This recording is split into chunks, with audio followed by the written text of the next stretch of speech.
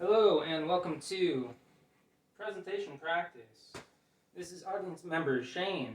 Thank you for being here. Hey, no problem, no problem. And he'll be doing the computer stuff. Thank you. In today's slides, I will be talking about reciting, reading, stating my opinion, and answering questions on my slides. Today's title is Four-Way Presentation by yours truly, Zane Watson from Communications 206. Yeah, woo! Let's go. What I base the slides on is the movie 300. The movie 300 came out in 2012 by Warner Brothers Studios, which I believe is one of the best movies out there. The quote I chose is from the movie, which person named Leonidas states that the world will remember that free men stood against the tyrant, that the few stood against the many, and by the end of the battle, even a god king can bleed. Alright. From Rotten Tomatoes, this movie was received fairly meh. They gave it about 68% on Rotten Tomatoes. In Rotten Tomatoes, they just stated with information about the movie and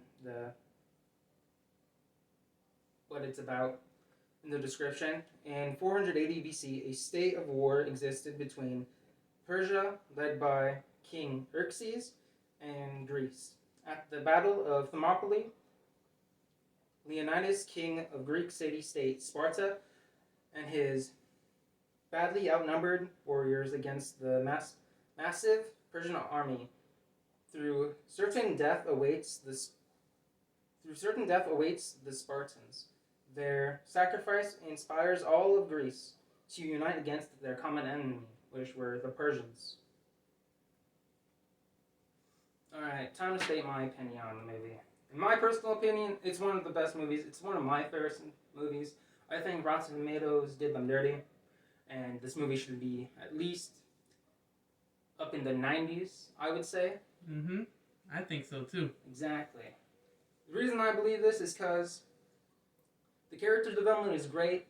They do a great job at CGI, and that it's really believable that they're fighting for their lives and are doing their best to protect their homeland. Another reason I like this movie is because the main character, Leonidas, he goes against the gods and pushes through to, quote-unquote, go for a walk to see the ocean, which he knew where the Persians were heading, and decided to hold up inside a valley.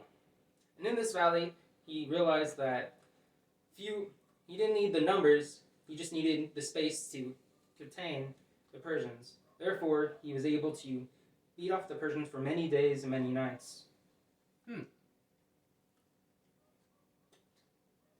Alright.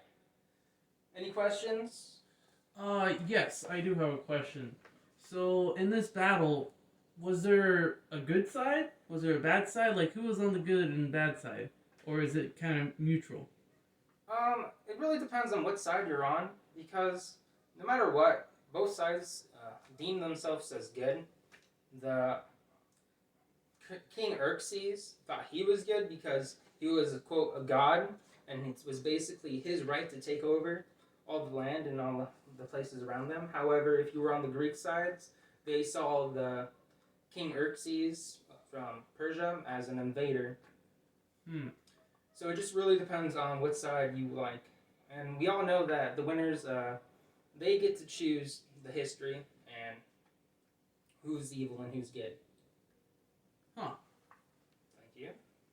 Any more questions? That should be it for me. Cool, thanks. Alright, next slide. The end. So, thank you for listening, and I appreciate you hearing me ramble. Yeah, woo!